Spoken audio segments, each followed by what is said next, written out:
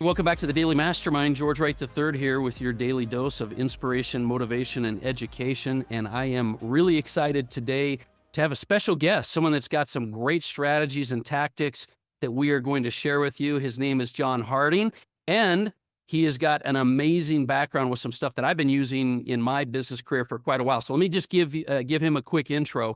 John's a managing partner and founder of Lightrick Consulting, does a ton of B2B work with individuals and businesses, helping them to grow their business. But he's also an owner and board member of Franklin Planner.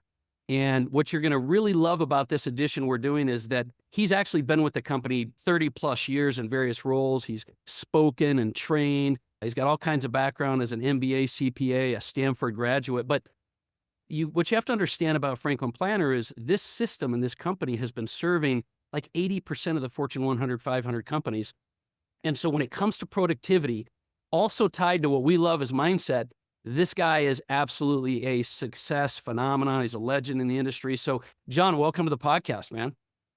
George, good to be with you. And thanks for all the podcasts leading up to your 1,000th podcast coming up. Oh, I know. I'm so excited about this. We've been meeting a couple of times and people are going to know why here in a little bit, but it's good to have you here, man. I know you're a busy guy. I know you got a lot of things going on.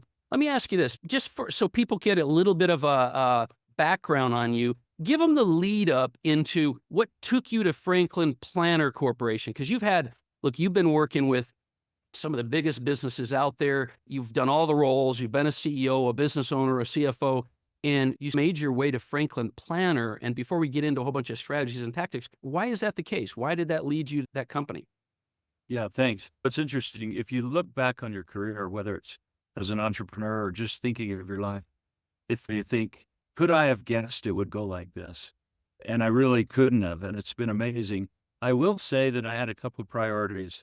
I really wasn't one that said, I got to make a bunch of money or I got to be in charge. But I had in me this serious, I want to be able to provide. I want to be able to succeed.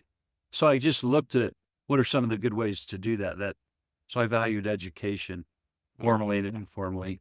Anyway, that took me from engineering to business to CPA at Deloitte, leveraged a lot of IBM, and to a role where I was CFO and COO of a really interesting kind of small company, Shipley Associates, that became Franklin Quest's first acquisition after they went public. So that took me from being one of the leaders of this company and then onto the executive team of Franklin Quest. And that began my journey 30 plus years ago of really being part of this personal effectiveness, leadership, and just a bunch of great teams that gave me the privilege to be part of. Yeah, so that's how I got into Franklin. That's awesome. And I've gotten to know you a little bit as well. And I can tell what's funny about the marketplace I've seen is that it used to be people really didn't get out of bed for personal development. But when it came to leadership and training and productivity, that's always been a staple. Now I'm starting to see people come back into where the mindset and the principles and trying to create your best life is really a key. And so it seems like your career, things I've done, everything have culminated to this. So let's do this for people that don't really understand where Franklin Planner or Franklin Quest came from. Take me back to the beginning. How did Franklin, and maybe even more specifically, Franklin Planners, how did it start? Talk to me a little bit about Hiram Smith and Stephen Covey, how that kind of came together as a foundation for what there is today. Glad to do it. And Hiram Smith is the first one I'd mentioned. Hiram Smith in 1983, 84, really created Franklin Quest, started this company, and he had this vision of really helping people align their goals and values with what they did every day. So at the end of the day, no matter what got done, you had spent time on those things that really mattered to you. And so I would mention Hiram Smith as just my first connection here. Now, at the same time, there's another amazing individual, Stephen R. Covey. In 1989, he published 45 Miles to the South as a really talented thought leader in interpersonal and personal development and leadership, The 7 Habits of Highly Effective People. That set of principles matched really well even though separate companies. The Covey Leadership Center, Franklin Quest, was really a good match. So these two companies moved along. I was with Franklin Quest, of course. Hiram Smith also documented his natural laws, the 10 natural laws. So these two books really outlined principles and natural laws about how to create your best life, how to achieve your full potential, how to unlock the potential in you. And I just say one other thing. Both of these individuals, as individual people, were just full of this high character. Yeah. And then also became very competent. And then both created a tool set. There's a mindset to the Franklin Planner and the 7 Habits. There's a skill set or capability, and there's a tool set. And those just come together. And both these men were working at this. And then in 1997, these two companies merged.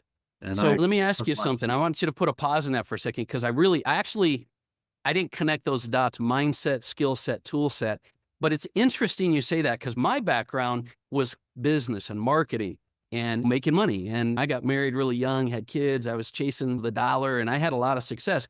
And it wasn't until I came across a gentleman by the name of T. Harv Eker, who wrote The Secrets of the Millionaire Mind, that helped me to understand that there was an inner world that you had to apply to your outer world. There was a mindset and a strategy towards this stuff.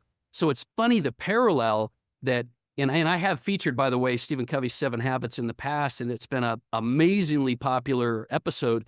But it's interesting how that all comes together with mindset, skill set, and a tool set to be able to come together. So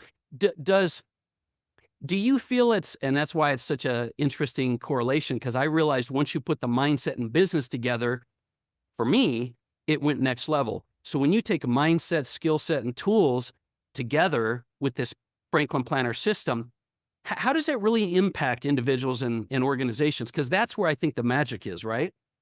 You think about inside out, and this is a terminology used, I love it. but we all have agency. And I think most fundamental is, if you look at the individual and say, a fundamental premise here is that there is unbelievable great in all of us, and brilliance, and there's a leader in all of us. And then if you match that, so I'll get to the leaders and teams part, but if you match that with agency, that we actually, what can we control, right? What's in our circle of influence? And you respect that. We've had a lot of the last 4 or 5 years about respect and all these things. If you just almost treat it holy, the respect for people, the power within them, that's a fundamental, bedrock footing to this. Yes. Now, from there, you say, okay, there's a leader in me. Now, if you take a look at it as an entrepreneur, or you could look at it as a team. Yeah. Just had the jazz draft, so we're interested in how the teams have been improved. As you look at a team, leaders and teams, and then the leader of those leaders and teams, if you keep that in mind, that unbelievable respect for people, for their brilliance, the light, and what matters to them, as you then say, here's where we want to go as a company, here's where we want to go as an organization, the way you approach it to inspire and draw out of them the lead versus a command and control, rather than inspire, and how to do that. And the Franklin Planner system is built really with that in mind. Individual sits down and there's an individual aspect. What matters to me, my roles, my goals, and who matters to me. But as a leader in a team, the planner is an unbelievable accelerator to implement the team's goals. And I love that. That's the key, is that it bring those together. Yeah, it brings it together. I'll say this. I really love the idea, and people need to understand, look, our audience is CEOs, business owners, but also people that manage and lead, right? So what I've learned in my life is that it's like Jim Rohn's quote, success is not to be pursued, it's to be attracted by the person that you become. It's that inner game. I found more and more that the true leaders learn how to develop themselves, apply that to a team, grow it in a company, and very few people have a tool set to help them with that. And that's why I want anyone listening to this episode to realize that the reason I wanted to highlight Franklin Planners, and not because it's a great time organ, which it is, and not just because it's a productivity tool, which it is, It's because it's a tool that allows you to also bring your inner leadership out, but also it helps us to create our best life, which kind of leads me to the next point I wanted to ask you. Let's talk about the values, because there's this mindset piece for the planner system, but there's also like the tactics and tool set part. Talk to me about the values. What kind of goes into this? I always was brought up with the mission, vision, values thing. Can you walk us through all of that and what you need to personally put into the direction of what you want to use with the planner? Talk to me about that. Sure. I think there are different words you can use for it. So I'll just connect with what you said. Those that connect with what's your mission, what do you value, and where are you trying to go? So think of goals there.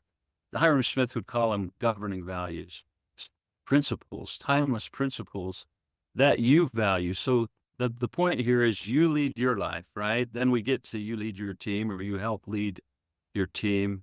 But the values, another term that's been a cool one was, well, what matters most to you? Mm, And I think we've added and deepened around that just to help people get it.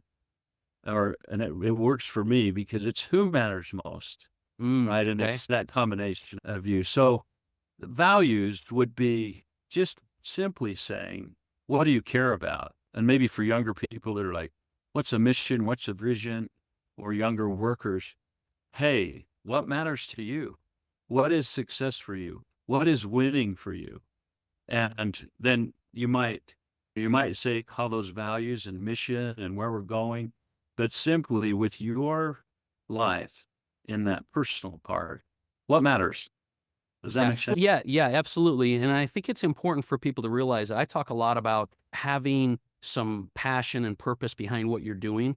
And so I guess one follow-up question I'd ask you is, over the time you've seen thousands of individuals use these things, why does having, obviously besides the obvious of, if you don't have a direction of what you're trying to do, what matters to you, you're just helping someone else fulfill their dreams in life. But why is it so important? Why did they make such a point to build values and what's important to you into a productivity tool? Is it because you become more productive? Is it because you now have more fulfillment? Or is it because it helps fuel you? Like, I'm sure maybe it's all those things, but in your opinion, why is it that you started with values versus having time productivity and then trying to put some values on top of it? Is there a reason for that? No, that's a great question. I don't know if I got a great answer, but I feel it. And what it is, people are on fire, like the passion from the youngest 1 or 2 year old. This blows me away. I have twins, another little grandchild that are three. There's three of them that are they're a year and a half. They already know that what they want and what they want is more important than what any. So from the Yeah. youngest child to the more senior, George, this is about you leading your life, you taking control of what you can, and you being inspired, recognized, acknowledged, and that's what you make your plans around, not what somebody else wants, nobody controlling you. You gaining control, you taking charge. And we all know that there are tons of things we can't control. Yeah. So I think this is only part of the answer, I'm sure, but part of that is that it's what matters to you. And if you align yourself, this is one other from just what you want. If you align yourself with timeless principles, positive value, then you step into this amazing, fulfilling, joy-filled, successful place. So it isn't just what you want, but it is aligning yourself Yeah. with natural laws and principles. Yeah, that's why I like hearing values and mission and things like this. Look, let's be honest, most people don't have direction, and they definitely haven't thought about what matters most to them. But I think this goes back to the entrepreneurial journey as well. Meaning, look, we hear about it's not about the destination, it's about the journey. You got to be in present moment. And in order to really have that be the case, you got to know where you want to go, but you also have to know what's important to you. What every day will fulfill you. And so I think it's not overkill to have that be the most important conversation before you start getting into tactics and strategies. But let's do that now. Let's pivot a little bit into tactics, the skill set of utilizing a planner, whether it's a journal, a tool set, a time management tool, operating system, so that now you take your values and you start to lead your life. Talk to us a little bit more about the tactics or the skill set that you need for this. let me just use a day. Let's use a day for a second and a week, and then we can think longer. So I'll just try this with you. So just think about any day, but let's say at the end of today, you do actually take a minute and you think about what happened today. What did I spend my time doing? What did I spend this energy that I have or didn't have, and what got done? Who did I connect with? And part of the just super simple way of thinking about part of the tactics is at the end of the day, is it possible that because you do have some control, much comes at you, but you have control. Could I have said to myself, I didn't get everything done that I hoped to get done, but I did get done what mattered to me. And I made major progress that way. And then you add the days up and maybe look at a week. Here's your tactical insert. You guide me here because you know where we should go. But think about how simple 10 minutes of planning would be to fit into your 24 hours in the morning and then maybe at night. But let's just say 10 minutes just to be simple. And then think about, so that's daily. Then think about 20 minutes sometime one day in your week to look at the week, whatever you choose that to be, whatever day you choose. How simple, 20 minutes once and 10 minutes every day. And that exercise was thinking about where you had previously sat down and thought about what mattered to you, what your values are, what your goals are. Tying it back, always tying it back to what's important. Yeah, because here's the thing. Most people start their day and they just start it. They don't actually have intention. I really promote and push the idea that, and I like actually how you started it. I like reflection at the end of the day so that you can set intention for the next day. Because I think when you're not leading your life, it's because other people are filling your schedule. It's because other things are populating your time. Whereas if you're leading an intentional life or you're leading your life, because like you said, you can control a lot of things, but not if you don't have a plan and you don't have any intention.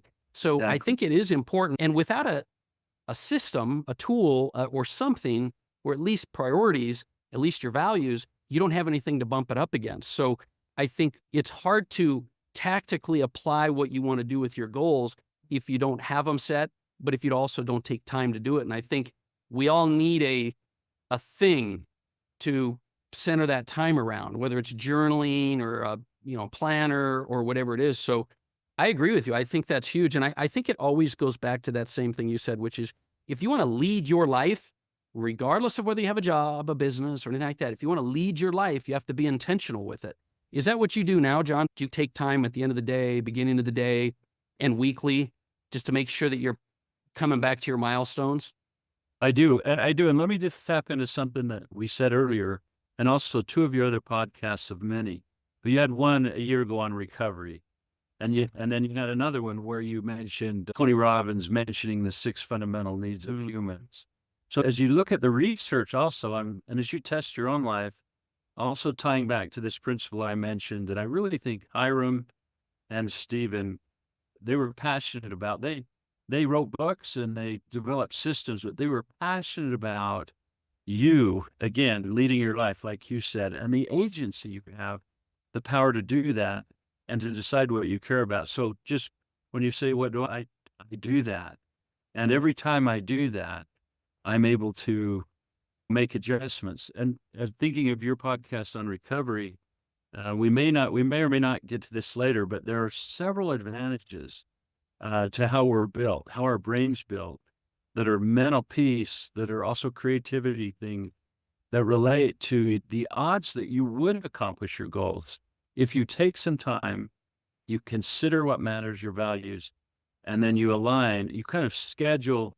You don't let the schedule rule you. You prioritize and you move your schedule around your priorities. Yeah, I actually think people are starting to become more and more aware of this, but I believe because there are so many rises in depression and anxiety and mental health issues, and I do want to talk about that. I think the other thing that people are feeling like sometimes, and we'll come back to the technology piece of it, but on this part, I think a lot of people feel like they're not in control of their life. And what they don't realize is that there are ways maybe put aside the word control and use the term create some certainty in your life, because everything seems so uncertain and so chaotic and so crazy. But there are ways that you can take some control, create some degree of certainty by taking time to organize and plan, taking time to be intentional. But you made a comment I want you to speak to, and that is, but there are actual scientific, physiological things that have proven that when you do that, you're more productive. So it's not just about a sense of peace, of being able to create certainty in an uncertain world or some kind of control in your schedule. There's really some science behind it, right? There's a ton of science behind it, and a couple that I just mentioned, and I'll connect it to setting goals, assuming that's connected to Yeah. what you care about, right? Yeah. And that you want to accomplish something. Professor Ed Batista at Stanford, I met him through this course I took a year and a half ago that was part of this 1-year degree, but he said he is passionate about journaling. And this is really the Franklin Planner Journal. And that's how we would like you to think of it. And it has that power. His research, and there's quite a bit of other research, but this one is amazing. He mentioned that his research showed, if you just write down a goal once, just once, now it'd be a lot more powerful than once, but if just the act of you putting pen to paper or pencil, writing it down once, the increase in percentage that you accomplish that goal is over 30%. There's other surveys that, and research that says, if you write it down and you revisit it, like we're talking, that it's a hardcore 33% higher, 50. And so it's funny because myself included, people have heard things like, if you don't write your goals down, you're not going to accomplish them. And if you are, you're more likely to. But how often do you? So it's like having a system, some kind of a daily ritual, whether it's journaling with your planner or whatever it is, truly is a framework for you to do that, because it's been proven. Like stats say, if you do that, you will be more productive, you'll be more fulfilled. And so I agree with you 1,000%. And I think even the most successful personal development, goal-oriented people forget sometimes, they may know it, but to apply it. And so I agree with you. I think that's a big one. And speak for just a second to the fact that this sort of, I feel, epidemic with mental health and things is out there, that having a system like this not only helps you be more productive, but it also helps you mentally to feel like you're more fulfilled, you're more productive. And there's that mental part of it, right? There is. I've got some research here. I'm going to just look at it. Let me just say that one of Hiram Smith's early terms was inner peace.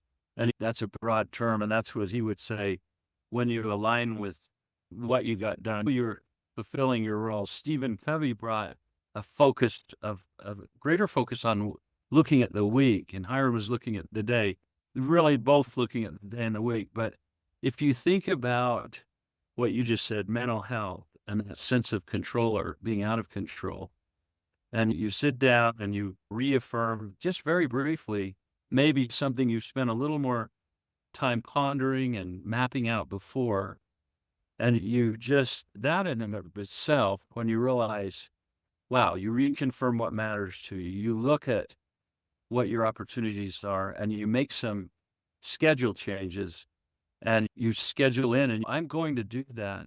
So there's that side to it. But let me just mention a quick list here, and I've got some pretty beefy research to go behind this, but I'll just use some terms. Enhanced brain connectivity. Studies shown that by writing by hand leads to more elaborate brain connectivity patterns than typing on a keyboard or with your thumbs. This connectivity is crucial for memory formation and information encoding, which are beneficial for learning and cognitive development. Writing by hand involves complex hand movements that engage the brain more deeply, promoting better neural integration and cognitive processing. And that's just the first point, but I won't go into. No, that's a huge point. I want to tell you that over time, like you'll see, I will take notes after notes, and a lot of times my assistant's like, I can't read anything. I go, it's not really the point. I do it because it just basically embeds those thoughts, and that's why I'm such a big believer in the handwritten journals. So anyway, yeah, keep going. I'm a big believer in that. And there's currently, last year, over 400,000 people purchased the Franklin Planner and used it. And many of those people are doing this where they're really aligning with their goals. So we've got over 30 years, there's millions of people that have done this, but there's many people, if you're born and raised and you only know your phone and you never saw, hey, I haven't really been writing down or sketching much. There's a discovery here for Yeah. those Yeah. and then that haven't done that. Then for maybe some like us that did it before, and then the technology took us Taking away. over. Yeah. There's a rediscovery, but here's what you rediscovery also: improved memory and recall. And then there's a bunch on that, but it's the brain, it's the function, it is writing, greater brain activity. So there's a lot going on in the brain. Analog methods like writing on paper have been associated with increased brain activity. It's almost like exercise, right? It's actually unbelievable. And then there's a lot around creativity and the chemicals in your brain. So just better thinking, memory, mental health. So there's quite a bit around the brain as it Yeah. relates to this. I actually think what people can really relate to is, yes, technology has helped simplify a lot of things in our life, but to a certain degree, I think most people that I've talked to has said technology has now gotten to the point it's complicated things. So when we talk about mental health, a lot of times it's being too tied to regrets of the past or anticipation and stress of the future. We always talk about being grounded in the present moment. That moment is so chaotic right now that there's no better way to do that than handwritten journaling planner things that help to just slow you down a bit. And now you're also saying, which I agree, it also cognitively makes you more productive, memory, retention, productivity, focus, creativity. Guys, listen to me when I say this is real stuff. It's the opposite of that when you're scrolling social media, when you're on your digital, when you're trying to do everything in your calendar and not think about it. When you have something tangible, it helps you in all these cognitive areas that also leads to mental health. And I know we're a little over on time, but we're tight here. But let me ask you this as we kind of finish, because John, we're going to have you back and we're going to talk more about some strategies and things. But I'm excited to hear that you guys are going to be doing you're going to be launching a podcast. I'm excited because one of my business partners, TJ Menlove, myself, are going to be helping you guys to put this together. But what is the reason that drove you to want to create a podcast other than to connect with your million past customers and current customers? What's the real reason for it? Why are you doing a podcast at this point in time? Honestly, there's this great Netflix or series called New Amsterdam. I'm just going to use this example. And this doctor is the administrator, and all he does through this whole show, it's really like a leadership show in a way. He asks, how can I help? And honestly, our intent is just to help people succeed. And so technology and awareness, there are people that that know us. And when we run into people, they're like, I can't believe how great that was for me. And they wonder if how can you help me now? And then there's a bunch of people that don't know. So genuinely, we want to help. We'd love to help people be aware so they can lead their life. So this Franklin Planner Lead Your Life podcast is just see if we can get the word out and make it. Yeah, well, and I think let's look, you guys are very humble guys, but I'm going to add to that. I love the fact that you're interested in helping people to lead their life, apply these principles, learn new principles, or revisit principles that they knew in today's marketplace. But you have hundreds, thousands, probably tens of thousands of case studies of businesses that have been applying this over the years. So you guys bring a level of expertise to time management, productivity, leadership, and things like that. So I think hearing a lot of the stories, hearing a lot of the application will be very valuable to people as well.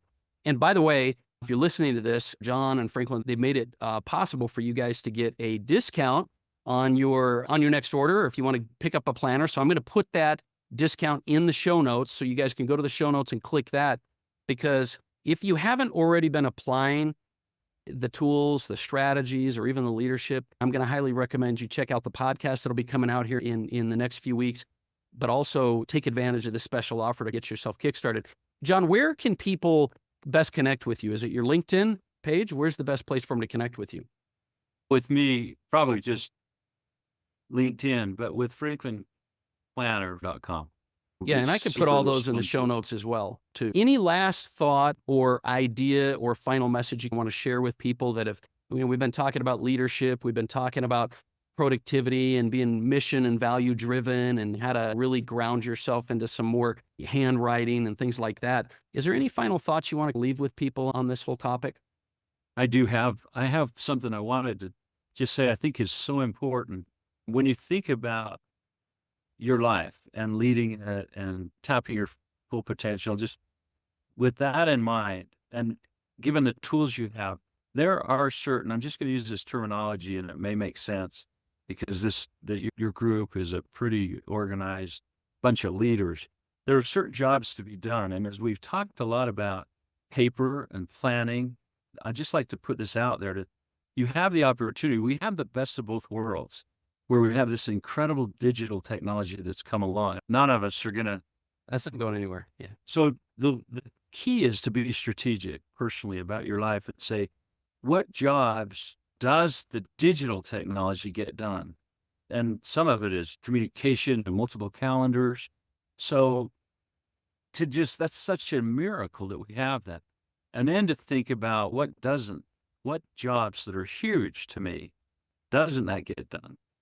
Does it get done there? And the Franklin Planner journal system and that kind of sitting down, being thoughtful, reviewing, and just these benefits we've talked about are also giant. And it is a technology. So there's this digital. Now, if we had time later, we could talk about all the huge distraction, the stress on the brain and all that the digital has brought. But just focusing for a second on why none of us are going to put this down.